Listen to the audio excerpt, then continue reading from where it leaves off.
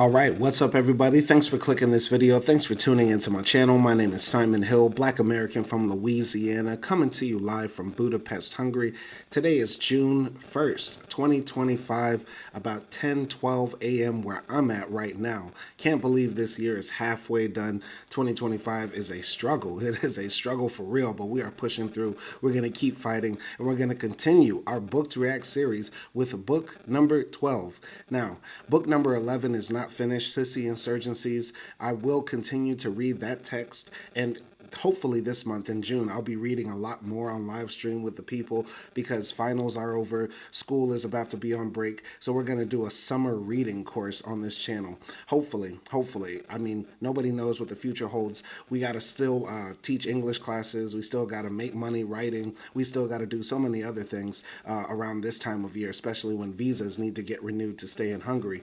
But we're going to continue to try to educate the people, educate ourselves on this channel by reading these wonderful texts. Now, this book that we have up here is Black Fatigue by Mary Frances Winters, How Racism Erodes the Mind, Body, and Spirit. And the reason I'm picking this book suddenly out of the blue in the middle of reading another book is because this term has been trending. Black fatigue has been on everybody's social media pages. It's coming up in the algorithms. And even if you're trying to avoid it, if you're casually involved or casually interested in this discourse about Black life and Black expression in the 21st century, you're coming across this term. And this term sort of came into the forefront by the alt-white, but definitely the alt-right and the white supremacists out there because of the Shiloh Hendrix scandal. And if you don't know who Shiloh Hendrix is, my wife and I did a live stream about it about 3 weeks ago. And essentially there was this white woman on a playground who saw,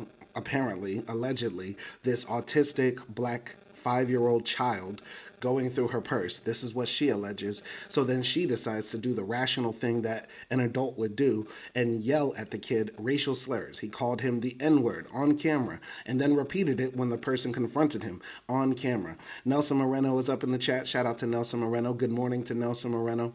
Anyway, so Shiloh Hendricks's story went viral when the video went viral, and she ended up earning $1 million online. And the white supremacists, of course, doing what they're going to do, are lying and backpedaling and justifying their explicit hatred for Black life. And they started saying, well, we all have Black fatigue. We're tired of ghetto, Black, ratchet culture. And so this has been trending for some time. But like anything the whites do, it's never original. The term Black fatigue actually came from a Black woman named Mary Frances Winters. This is her right here. We're going to be reading about her bio and delving into her actual text, what Black fatigue actually means, from her own words as she wrote this book. All right. Nelson Moreno says, I felt Black fatigue when Cassie texted that she couldn't get tired of the freak-offs, but nobody cares. Let me know if we should do a live stream this evening talking about the Cassie and Diddy trial. Let me know if you think that will be funny. Let me know if you think we should continue, because I was thinking for the live stream with Acti this evening, we don't actually talk about the Diddy trial or briefly talk about it or do something else, but let me know what you think. Anyway, so this is Dr. Mary Frances Winters. We're going to be reading two bios about her before we jump into her text. So let's go. Mary Frances Winters is president and founder of the Winters Group Incorporated, a Rochester-based consulting firm with a national client roster. The Winters Group specializes in research, strategic planning, training, and public speaking with emphasis in ethnic and multicultural issues. Prior to founding the Winters Group in 1984, Ms. Winters was affirmative action officer and senior market analyst at Eastman Kodak Company, where she worked for 11 years. The Niagara Falls, New York native is a graduate of the University of Rochester with undergraduate degrees in English and psychology and a master's degree in business administration from the William E. Simon Executive Development Program. She received an honorary doctorate from Roberts Wesleyan College in 1997. Miss Winters was selected to serve as Rochester Institute of Technology's College of Consulting Education's 1994 to 1995 Distinguished Minute Professor, where she taught a leadership course entitled 21st Century Leader, Visionary, Inspired, and Spiritually Grounded at the graduate level. Among her other awards and honors, the Rochester Minority Enterprise Development Committee named Miss Winters Minority Business Person of the Year in 1988. She was featured in the 1989 edition of Marquis Who's Who in American Women, was the 1991 recipient of the Athena Award by the Women's Council of the Greater Rochester Metro Chamber of Commerce. In 1992, she was one of 5 women nationally to receive the Avon Products Inc. and U.S. Small Business Administration's Women of Enterprise Award. In 1994, she received the Urban League's Outstanding Community Leader Award. Miss Winters was selected as one of Rochester's torchbearers for the 1996 Olympic Torch Relay. Phi Delta Kappa Education Fraternity presented Miss Winters with its 1996 Research Award. So this woman is very, very accomplished, much more than the whites who apparently have black fatigue. She's tired from winning so much. All right. Nelson Moreno says, Shiloh Hendricks called the child the N-word. Yay, another live stream today. All right, we're going to do another live stream today, probably about the Diddy trial, but I was also thinking we have like a debate section where we debate about God or philosophy, something like that. Like, does God exist? Is religion useful? I think it might be good for Acti and I to have one of those, intellectual, philosophical debates on live stream and have the people call in and give their points of view. But back to Mrs. Mary Frances Winters. She is very accomplished and she has black fatigue from winning so much, earning so many degrees, earning so many awards. But let's continue. The Winters Group, founded by Mrs. Winters, the clients of this group include corporate, government, education, and not-for-profits such as Eastman Kodak, Xerox Corporation, AT&T, IBM, EI DuPont de Nemours & Co., Chase Manhattan Bank, Lawyers Cooperative Publishing Company, Council on Foundations, United Way, National Center on Education and Economy, Rochester City School District, City of Rochester, and Rochester Institute of Technology. The Winters Group conducted several research studies for the National Center on Education and the Economy on what students should know and be able to do upon high school graduation. Going to Nelson Moreno, he says, debate, should whites go extinct? We might actually do that. That's actually a pretty interesting topic. Should whites go extinct? I have a lot to say about that topic, and I think you might be interested on what I have to say. I would love to hear what Acti has to say, and we all have to say, because if we do a live stream later today, it will be a call-in show. So a member of the Board of Trustees of the University of Rochester, Miss Winters also serves on the board of the Greater Rochester Metro Chamber of Commerce, Chase Manhattan Bank of Rochester, and Roberts Wesleyan College. She has previously served on the boards of Rochester Area Foundation, United Way, McQuaid Jesuit High School, Blue Cross Blue Shield of the Rochester area, McCurdy & Co. Incorporated, and the National Board of Directors for Girl Scouts of the USA, among others. She is also a member of the National Speakers Association. She is past chairperson of the Advisory Committee of the Greater Rochester Women's Fund and past president of the Girl Scouts of Genesee Valley Incorporated and the Black Business Association of Rochester. Miss Winters was the 1994 General Campaign Chair for the United Way/Red Cross campaign. She is a frequent contributor to the editorial page of the local newspaper on topics of education and diversity. She has been published in the International Personnel Management Association newsletter and has written monographs on philanthropy among people of color for the Council on Foundations in Washington, D.C. Miss Winters, a widow, has 2 children, Marisha, 23, a graduate of Georgia Tech and Spelman College, and Joe, 25, a graduate of Harvard University, Duke University Divinity School, and currently a PhD candidate at Duke University School of Religion. So, it seems like Miss Winters has done everything right in her life. She is beyond reproach. She has been a very successful businesswoman, a very important speaker for the nonprofits, a very important advocate for diversity, equity, education, and inclusion for all groups of people, and has raised 2 beautiful children who have gone on to gain a lot of educational attainment. Seems like she is beyond reproach. She has black fatigue from winning so much.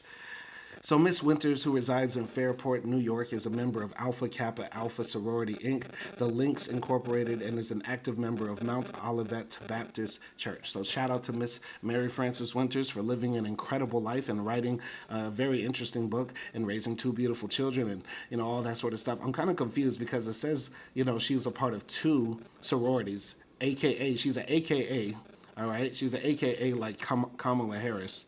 But then it also said that she received an award, Phi Delta Kappa education fraternity. So she also was with the Kappas. Okay, the Phi Delta Kappa, I think, is a fraternity. And I didn't know that the fraternity gave out awards to women as well. I thought it would be for the brothers. You get what I'm saying? Anyway, so that's a brief biography of the writer. Here is where you can find the book on Amazon for the humble price of only $17 paperback, no hardcover, $0 an audiobook for the membership trial, library binding. I don't know what that is on Amazon. That's a new feature.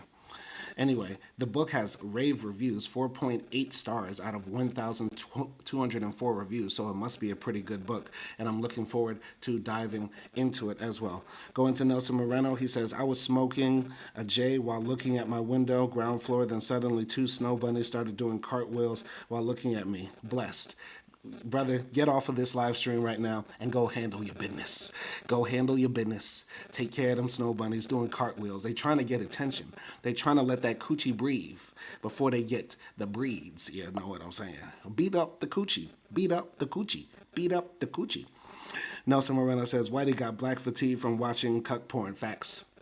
Facts. I mean, that's facts. I mean, the white man is tired of seeing their woman have sex with big black men in front of them. That's what black fatigue is. Black fatigue is when a hot wife gets beat out of proportion, when the coochie gets knocked out the box by a BBC. That's what black fatigue is. When she is tired of getting freak-offed. Freak-offed. You get what I'm saying? Anyway, we're going to continue here. For today's live stream, we're going to try to read as much as we can.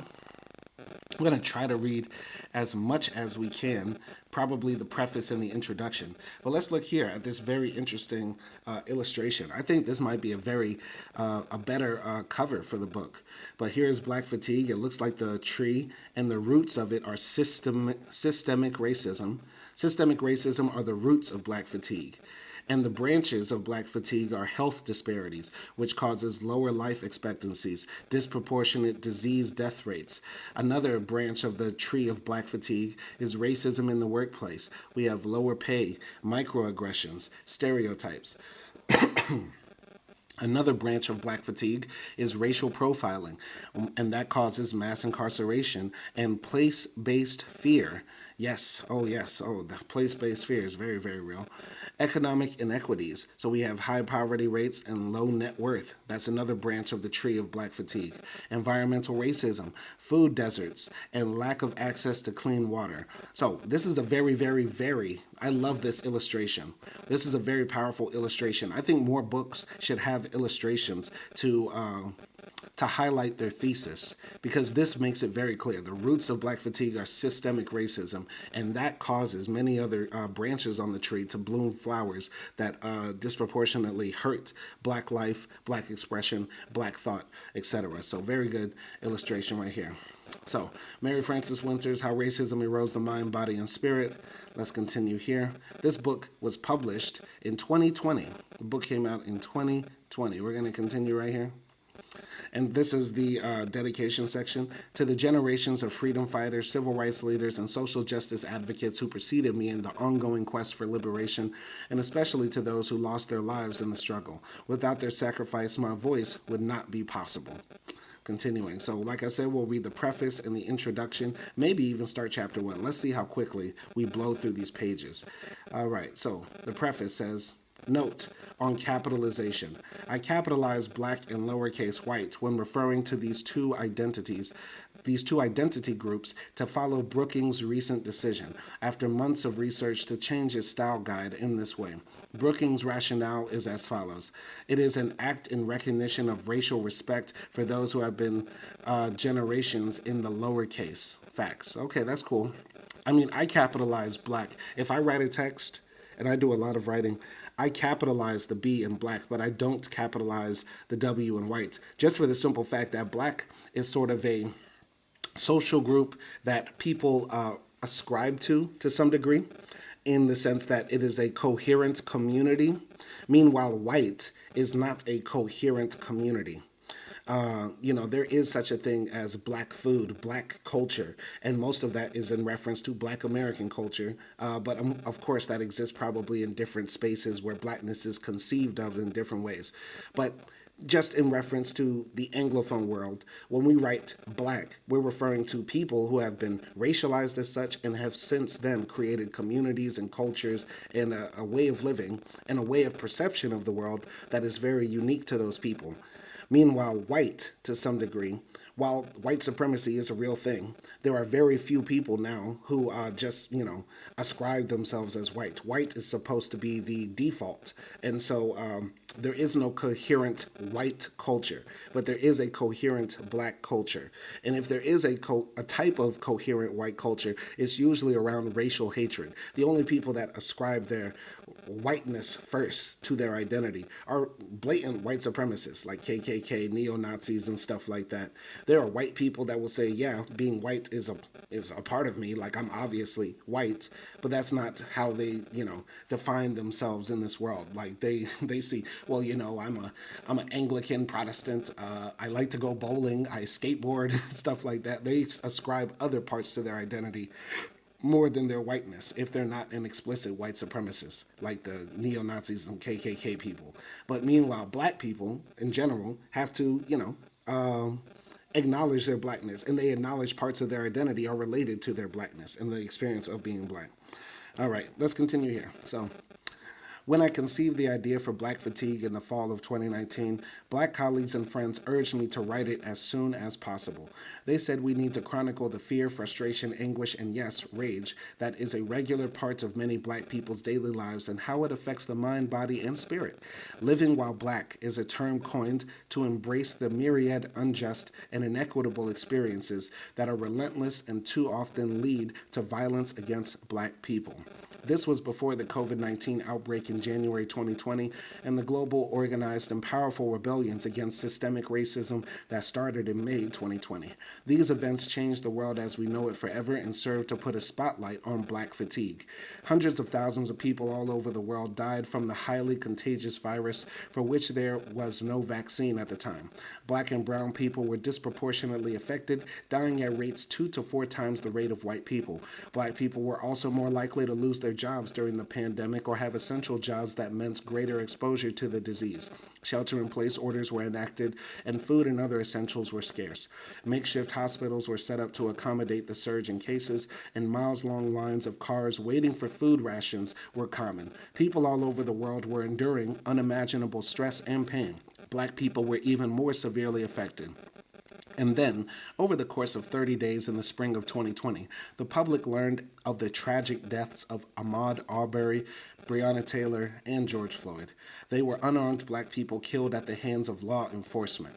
All right, just for clarification, Ahmaud Arbery was not exactly killed by police. He was killed by white vigilantes who thought he wasn't supposed to be in that neighborhood and chased down and shot in the streets like a dog. But to some degree, when people say that, unarmed black men are murdered by law enforcement in reference to civilians killing them, like George Zimmerman killed Trayvon Martin or Ahmaud Arbery's killers, right? To some degree, white men are deputized in American society to have carte blanche on the murder of black men or black women, right? So it's not that off, right? They've been deputized to some degree through basically the Second Amendment, but also literally they've been deputized by the cover of the law to get away with these sort of things. There was that case in Georgia recently where this little white girl murdered her her raccoon boyfriend or husband or something like that, and the grand jury in Georgia, in that Georgian county, decided not to indict, right? And this brother has not been getting any love online because he said a bunch of wicked stuff about black women on his social media and stuff, right? But that's another story. But that goes to show, like, white people in general in America are condoned by law enforcement, by the legal system, to murder any black person. That's just the facts. So there were others who did not get the same media attention, such as Tony McDade, a black transgender man who was killed by the police in Florida, though the reports indicate that the circumstances around his death are murky. Nina Pop, a black transgender woman who was stabbed to death in Missouri in a possible hate crime. Two black men were found hanging from trees in neighboring communities in California under suspicious circumstances. George Floyd's murder was the tipping point. Many sat in disbelief and horror as they watched the video footage taken by a 17-year-old girl of Minneapolis police officer Derek Chauvin, with his hands in his pockets, blatantly and cavalierly pressing his knee against Floyd's neck for 8 minutes and 46 seconds. Floyd pleaded for his life. He said 15 times, "I can't breathe, officer." He was pronounced dead at the scene, and it would be days before any charges were brought against Chauvin, and weeks before charges were brought against the other 3 officers involved. In the case of Ahmaud Arbery, he was gunned down in Georgia as he was jogging in his neighborhood. The public did not hear of it for almost 2 months, and it took another month for the perpetrators, self-proclaimed law enforcers, to be arrested. Breonna Taylor was in her apartment in Louisville, Kentucky, when police, executing a no-knock warrant for drugs in the middle of the night, shot her at least 8 times. They had entered the wrong house. 2020 is a year we'll never forget, because I remember seeing these murders on TV. I remember that, it's so crazy like how traumatized we are in America by just looking at the TV, right? Because I remember seeing the Ahmaud Arbery tape where he's running down the street and then these guys just hop out a pickup truck and start shooting at him. You get what I'm saying? The George Floyd tape, but so many others, right? Like you're exposed to the death of black men from a very early age, as soon as you become media literate, right? One of the most traumatizing videos I saw was this black man who was being arrested in front of his house, and the police shot at him, and I believe they accidentally shot one of the police dogs, and they left the dead black body on the porch of the house and then picked up the police dog. I remember seeing that, and that tape is not hard to find out there. You know what I'm talking about if you've seen it too. But yeah, that's just like one of the first very gory, tragic videos I saw that really made me hate America, to be honest. But let's go here. Nelson Moreno says, "I felt black fatigue when I saw Sinners. It's a bit overrated." Let me know if you listened to our Sinners review. Acty and I reviewed Sinners, and I thought it was generally okay. I can understand why you think it might be overrated when you look at the other reviews online with people like glazing this movie. I think it can be looked at that, but if you just watch it and think like, okay, I'm going to come in and just enjoy this, it's not that bad. It's not that bad. It's a slightly above average movie as far as mainstream films are concerned.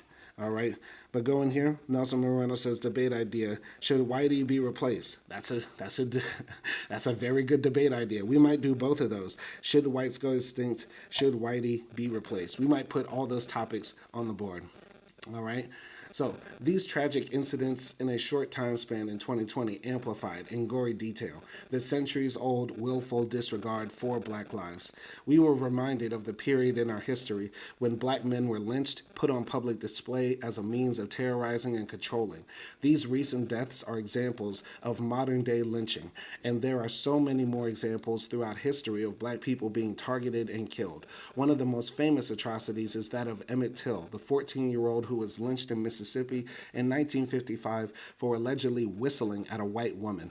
There are a number of high-profile cases in recent history, such as those of Trayvon Martin, 2012, Mike Brown, 2014, Tamir Rice, 2014, Botham Jean, 2019, Philando Castile, 2016, and Eric Gardner, 2014. A News One report released in June shares the stories of 83 black men and boys that have been killed by police since 2012. That's insane. That's insane. 83 lives gone, extinguished for no reason other than just being unarmed and black in America. Around the same time as George Floyd's murder, Amy Cooper, a white woman, was walking her dog in Central Park, and Christian Cooper, not related, a black man, was bird watching. He requested that she keep her dog leashed in accordance with park regulations. She refused to do so, and a verbal dispute ensued, with Miss Cooper calling 911, ranting that an African-American man was threatening her and her dog. Mr. Cooper remained calm throughout the ordeal, urging her to call authorities. Ms. Cooper was fired from her job at a large financial services company, as she should have been. And I hope she's still unemployed. I hope she's homeless. With the black community already at a heightened level of stress from dealing with the multiple disparate impacts of COVID-19 on black people, these all too familiar racist incidents were the proverbial straw that broke the camel's back. They sparked month-long fervent protests by people across the spectrum of diversity who globally denounced police brutality and demanded racial justice. These rebellions, mostly peaceful, signaled a new movement against anti-black racism that proclaimed enough is enough. We are exhausted from dealing with racism and violence against black people. Symbols of racism such as Confederate flags and other historical monuments were dismantled forcibly, and in other cases, lawmakers decided to remove them. 2020 was a radical year. That is a year that we'll never forget, and that was a year that so many radical changes seemed possible, right? Not only the fact that there was a global racial reckoning about anti-blackness, and people were unified about that, and they recognized America as being a wickedly anti-black, hateful, violent nation. But it was also the year that, people got money from the government for free. We were told our entire lives it would be impossible for the government to send out checks to every single citizen. It would be impossible for the government to, do widespread sweeping healthcare reform, right? It would be impossible for the government to do that. And in 2020, they did all of that and more. We saw the federal government in the United States step up in an incredible way. We saw the United States government find a way somehow to take money from the Pentagon briefly and give it to the people.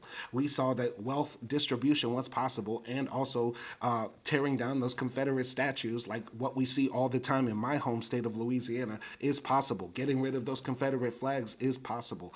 Fighting against anti-blackness explicitly is possible. And all of that was sort of like swept away. It's sort of crazy, but so Nelson Moreno says, I haven't listened to the review because I ran out of weeds. I'll listen to it while I'm smoking. Shout out to Nelson Moreno. We did the Sinners review a few weeks ago, maybe about a month ago or so. And I would upload another review we did. Acty and I reviewed the Kerry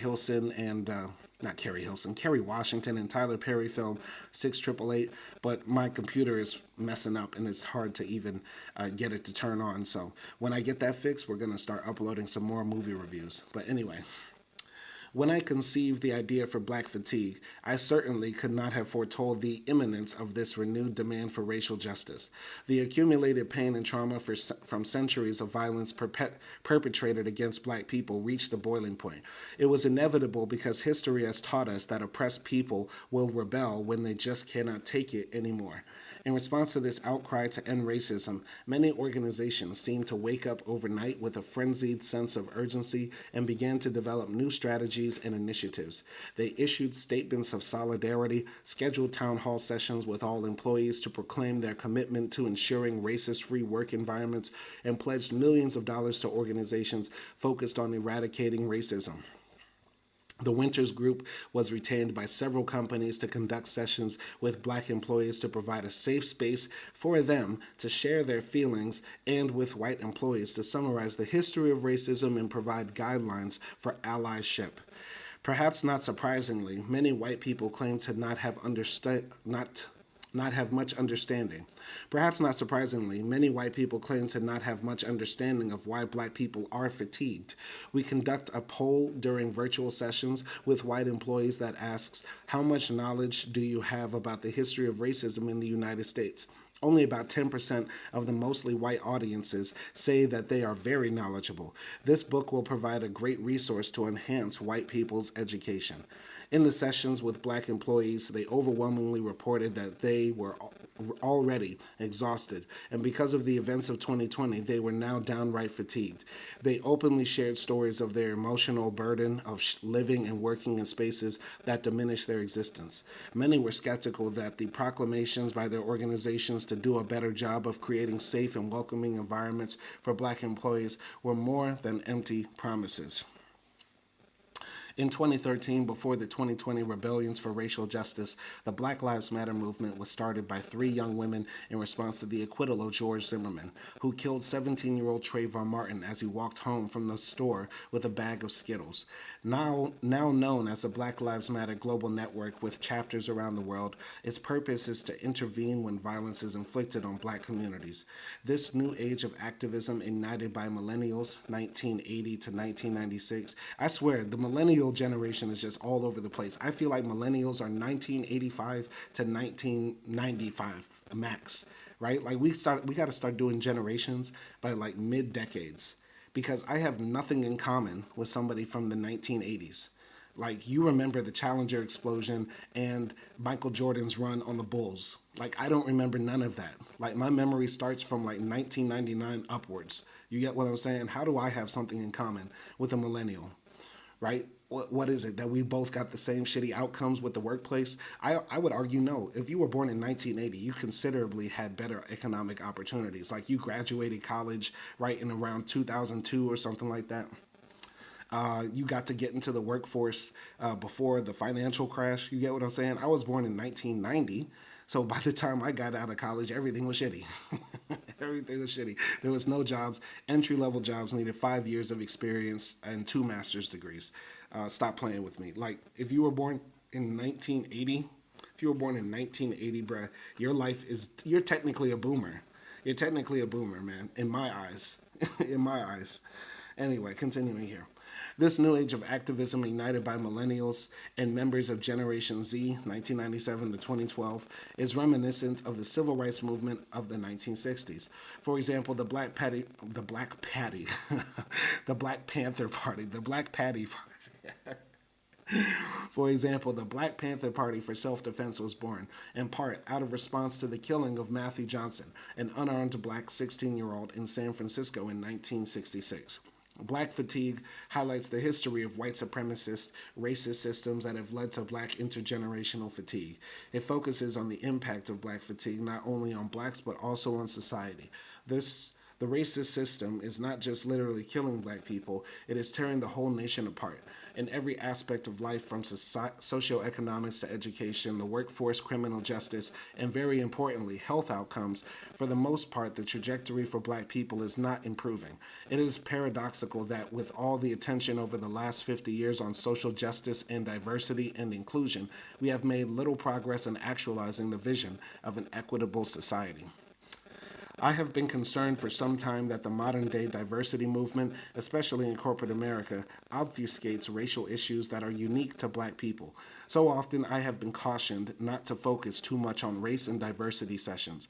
Of all the popular diversity topics, age, sex, gender, identity, disability, white people, by and large, are most uncomfortable talking about race, especially black people, and that's one of the biggest hurdles to actually fighting anti-blackness.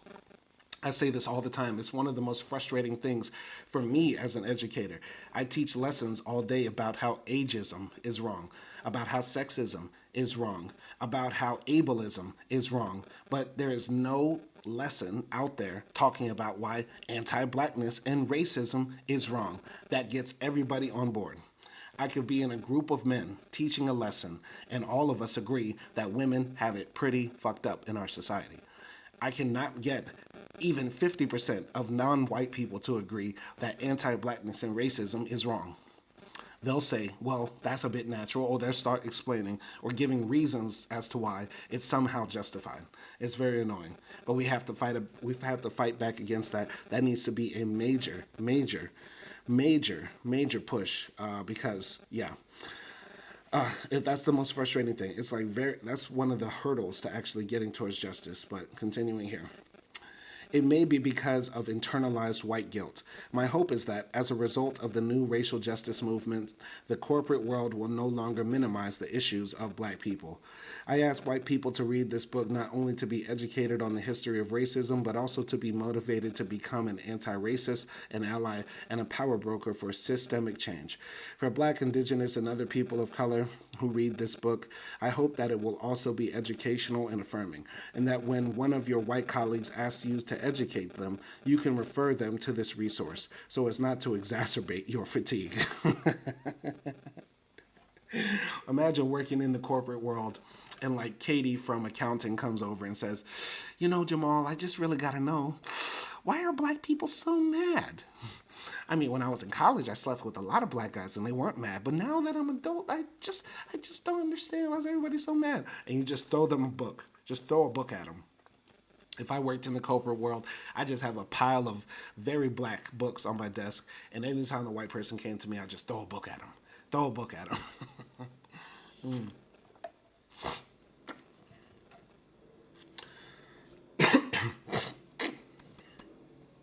Pardon. All right. So, Toni Morrison, she said, "Our lives have no meaning, no depth without the white gaze. And I have spent my entire life, sorry. Our lives have no meaning, no depth without the white gaze. And I have spent my entire writing life trying to make sure that the white gaze was not the dominant one in any of my books." Toni Morrison, American novelist, essayist, book editor, and college professor. Yeah, we have to stop decentering whiteness, which is one of the reasons why I'm not an Afro pessimist. I'm not an Afro pessimist because it depends on the white people determining what humanity is, right? That's a major issue. Continuing here, introduction. Black fatigue runs deep. Jermaine D. Williams is a black man. He is a New York City public advocate. Impassionate and tear-filled extemporaneous comments at a press conference regarding the killing of Ahmaud Arbery, Breonna Taylor, and George Floyd in the spring of 2020. He said this about the impact of racism and police brutality on the black community. "I am not okay. I am not okay today. I want to give the black community permission to say I am not okay. I am tired. I am tired. I have not watched the video of Ahmaud Arbery. It is too much. I have not watched the video of George Floyd. It is too much. Black people have to go to work the next day and be all right. I am not okay. I am tired. I am tired of racism." Williams described black fatigue. I define black fatigue in Chapter 2 as repeated variations of stress that result in extreme exhaustion and cause mental, physical, and spiritual maladies that are passed down from generation to generation. The fatigue of enduring unrelenting racist systems was not new with the 2020 protests. What was new was that black people, from the famous to the everyday citizen, were given permission to take off the proverbial muzzle to tell the world about their pain and rage without fear of the normal backlash. For example, "Why do you people always play the race card?" It seems as if the world was finally willing to listen. Black people were no longer denying or suppressing the emotional toll. We were boldly and poignantly calling out the impact of living in a racist world and demanding actions that put more of the burden on white people to change racist systems. White people could no longer claim sublime ignorance. Black people have been marching, protesting, resisting, writing, orating, praying, legislating, and commentating for centuries for equity and justice, and young and old, we are fatigued. It is physically, mentally, and emotionally draining to continue to experience inequities and even atrocities day after day when justice, equity, and fairness are purportedly legislated rights of all citizens of these United States of America. At the height of the 2020 protests, I facilitated many listening and learning sessions. I was asked to serve on several panels with CEOs and key leaders of organizations. These virtual town hall gatherings were usually open to all employees and often included black panelists who shared personal stories. Several times, CEOs admitted that they did not know about the daily challenges of navigating life as a black person. One CEO, whose chief financial officer is black, said that he was embarrassed that he had not known his CFO for many years, had no sense of the emotional toll he faced from living while black. This is what black fatigue, how racism erodes the mind, body, and spirit is about. It is about the fatigue that comes from the pain and anguish of living with racism every single day of your life. It is about being fatigued by those who are surprised and express outrage with no action that such inequities still exist. It is about the constant fatigue of not knowing whether you or a loved one will come home alive. It is about enduring the ravages of intergenerational racism. I am a child of the 60s. As the editor of my high school newspaper, I wrote about the ills of discrimination. I was also a writer for my college newspaper where I wrote about racist behaviors and participated in rallies and marches protesting inequitable treatment. Essentially, my whole career has been dedicated to diversity, equity, and inclusion work. And it is mind-bogglingly fatiguing to realize that not much has changed. I explore educators, and as important everyday people who come into the limelight because of a lived experience that shocks and appalls us, like George Floyd's or Eric Garner's or Sandra Bland's. That lets us all know that even though we might want to believe that we have overcome bigotry, injustice, hatred, and race based violence, the sad truth is that it is not so. Systems of oppression continue to loom large. Many race based inequities are just as prevalent today as they were 400 years ago. In Chapter 3, Then is Now, I chronicle the lack of progress in addressing racism in the United States. So, this is like very real. It's like, I felt this myself, especially like as a young person, right? Like I was born in 1990, like I said. And growing up, you watch the black and white footages of police, like, being sicked on civil rights protesters. You hear about the discrimination of like the 70s and how the war on drugs, the crack era of the 80s was like horrific. And by the time you come of age, right, at least for me, it's like a young black person born into the 90s, you feel like, okay, we at least got out of all of that. We were born at the right time. We didn't see, whites only signs. We didn't grow up under apartheid in South Africa or America. We didn't have dogs sicked on us and water hoses and see like Martin Luther King and Malcolm X shot down like dogs. We didn't see none of that, right? So at least we're born in the right time. And hey, maybe things are getting better. You go to school, you see that you're sitting in class right next to white folks, sometimes ahead of them. You see a black president, right? Like you see all these things and you do get deluded into thinking, yeah, maybe things are going to get better. And then you get smacked back into reality when you turn on CNN one day and you see a young black boy shot in the back by police. Or you see a police officer kneeling on a man's neck, or you look up the statistics and you see that black men get arrested more times than white men, and charged doubly for crimes that white men don't, and etc. You see that we fill up the prisons, that we're still poor. You drive to a certain part of town and you see that everybody who is messed up and doing horrible looks just like you, right? You get slapped back into reality, being black, even though in a lot of ways you realize that you've come so far, like your people have come so far, and that things could have been worse had you been born a generation before, right? But that's the weird thing about what it's like being black in this world. But continuing here, while we might want to rest on our laurels on this progress from slavery to freedom to modern day wins, like the pinnacle achievement, the election of Barack Obama as president, I dare say those who throughout history fought for equal rights would not be satisfied, nor should we be. While we might want to congratulate ourselves for legislation that makes overt acts of racism illegal, they still happen too frequently and often continue to require more legal action to address racist practices. As a recent example of legislation, consider the Crown Act, which protects the right of black people to wear our hair in its natural state. Some 6 states and jurisdictions have passed the act, and 20 more states are considering it. The bill was also introduced to Congress for federal protection in 2019. It is incomprehensible to think that we need a law to protect the right to wear our hair as we prefer, that such oppression still exists. It is indeed fatiguing to have to put energy into struggling for what on the surface seems like a laughable issue. Black fatigue is a research-informed narrative of the causes and consequences of black fatigue. I chronicle my personal lived experiences and those of family, colleagues, and friends. It is chock full of historical data and stories that illuminate the woeful lack of progress in achieving socioeconomic, health, educational, voting rights, and criminal justice equity over the past 3+ centuries. Though some black people have achieved mobility and access, even we are not exempt from anti-black racism. Continuing here. All right. Is simping towards a white woman clownish behavior or raccoon type behavior? Yes. Yes. Simping in all forms. Simping in all forms is not oh no. I don't condone simping. I don't condone simping at all. I don't condone simping. I condone being sympathetic, but I do not condone sending, hundreds of dollars to OnlyFans models or IG thoughts. No. Simping is not cool. Not cool. All right, the book highlights the complexities of the interconnected, multi-layered, compounding factors caused by racism that perpetuate the cycle of fatigue, as shown in figure Intro 1.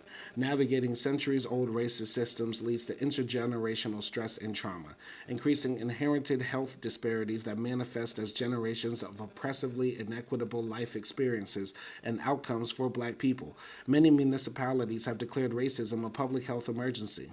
Science has proved that racism is a direct cause of physiological and psychological maladies. Black people suffer disproportionately from diseases such as high blood pressure, heart disease, cancer, and obesity. Many of these health issues are uncorrelated to socioeconomic status. In other words, contrary to what might seem intuitive, education and income are not mitigators. Further, experts have recently made connections to how chronic stress affects us at the cellular level and is passed down intergenerationally. Chapter 4 is devoted to exploring inequities in health outcomes. What I'm liking about this book so far is that it's very easy to read. After reading what was his name? Marlon B. Ross's book, Sissy Insurgencies. That book is very difficult, very academic, very high faluting. This one is very, very easy to access as far as the writing process is concerned. So here's how it goes. Here's the cycle. The unrelenting causes and effects of Black fatigue. Generations of oppressively inequitable life experiences and outcomes create unmitigated systemic racism. This then creates intergenerational stress and trauma, and this goes into inherited racist disparities in health, which then cause generations of oppressively inequitable life experiences and outcomes. Makes sense to me. While the title of this book is Black Fatigue, there are multiple layers that need consideration because of our intersectional identities. I am a cisgendered, heterosexual Black woman who was born into the baby boom generation. My income puts me into the category of middle class. I am able-bodied. I have not been a victim of domestic violence, and I was raised in a two-parent household, albeit a lower income one. My gender identity, sexual orientation, income, physical and mental status, and other social factors provide me privileges that Black people who are, for example, in the LGBTQ community, who are poor, who are subjected to violence, or who experience disabilities may not enjoy.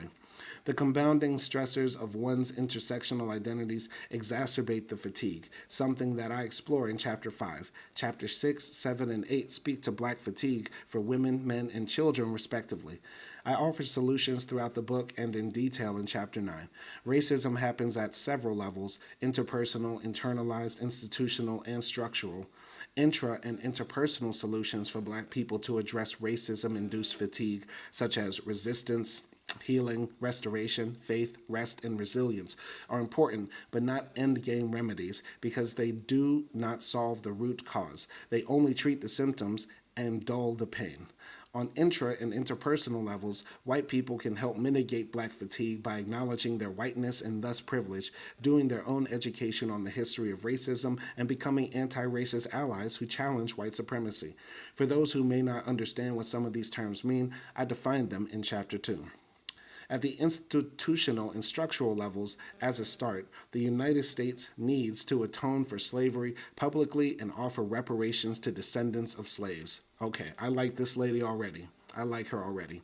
We also need those in power to abolish racist legislation, policies, and practices. It can be done quickly, as we witnessed during the 2020 racial protests. Within a 2-week period, motions were filed in states and municipalities across the country to defund police departments, ban chokeholds and the use of tear gas, and update use of force rules. Some companies declared Juneteenth a paid holiday. Facts. Okay, paid just for the Black employees.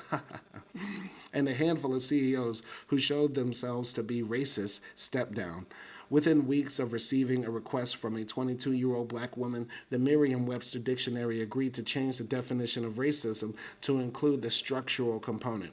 It should not have taken a global rebellion for racial justice to bring about these changes. However, it did, demonstrating that systems can be changed when those with the power choose to exercise it to dismantle white supremacist structures. The corporate world needs to embrace more of a social justice rather than a merely capitalistic approach to what has become known as diversity, equity, and inclusion, or DEI. We need diversity, equity, inclusion, and justice, DEIJ. Okay, I like that. Deja. Dej. Add an A on there. All right, diversity, equity, inclusion, justice, and apprehension. We're going to start arresting them. Anyway, in Chapter 9, I reimagine a decolonized world that bends towards racial justice. In that world, we would never see another black person gunned down by law enforcement or anybody else solely on the basis of their race. Black people would truly feel, based on equitable treatment, as if we belong in our own country. We could count on all the systems to work just as well for black people as they do for white people. We would focus on achieving equity, not equality. White people would no longer, on the one hand, appropriate our culture and, on the other, treat us as inferior beings. White people would understand that because white culture is normal, it renders all others abnormal by default. White people would understand white supremacy and that it will end only when white people see it as a white issue rather than a black issue that they empathize with. White people would heed Robin DiAngelo's advice and face their white fragility. I need to read that book, White Fragility. I really do. The defensiveness that often arises in discussions of race. White people must address institutional and structural racism. Black people do not have the power to change white supremacist systems. Prolific writers and social activists from Black liberation, James Baldwin, called whites the innocents in an essay, My Dungeon Shook, in the form of a letter to his nephew in The Fire Next Time in 1962. He asserted that white people, by and large, believed themselves to be absolved of any accountability for the racist systems that prevents black liberation. They, white people, are in effect still trapped in a history which they do not understand, and until they understand it, they cannot be released from it. He asserted that it was not the responsibility of black people to fix racism. However, he held optimism that working together, black and white people could effect change. Baldwin died in 1987 without seeing his hope come to fruition. Sadly, some 30 years later, we still have not seen that hope realized. It is too soon to tell whether the 2020 Black Lives Matter movement for racial justice will lead to sustained change. I, like James Baldwin, am still hopeful. So, I really like this introduction. I like the writing style of this text. Very simple, very easy to understand and grasp. Really great writing here. And yeah, she's laying it out very flatly and clearly, right? Like black fatigue is this, constant the constant beating down of the realities of black life. Even if you don't directly experience the negatives, it's the issue of people not understanding the experiences and how we could have a better world if this senseless anti-blackness were to be fought against properly, if it were to be erased, if we were to actually, do something about white supremacy and really challenge anti-blackness, we could have a better society for all of us. But black fatigue comes when you realize that the community that is most responsible for creating these systems doesn't have any accountability. They don't want to take any responsibility on trying to change it. And in fact, they believe that the problem doesn't exist, even though there are countless examples, statistical, anecdotal, well-researched reasons why we need to fight these systems. They still say, well, I don't see color, so it doesn't matter. Anyway, Nelson Moreno says, nobody suggests destroying the concept of race. Before we can destroy the concept of race, right, we have to get rid of the white supremacists, right? Because even though ideally we all want to just say, oh, let's just not think about color, let's not, think about this, there are still people that will do it, right? If we all said, hey, let's get rid of the idea of locking our doors at night. We don't need locks on our doors anymore. Somebody would then try to easily walk into houses and steal the property, rape the women, kill people, whatever, right? We need locks on the doors to some degree to keep us safe. Now, I'm not comparing race to the locks. I'm comparing the idea that we need to protect our property to the concept of race as well.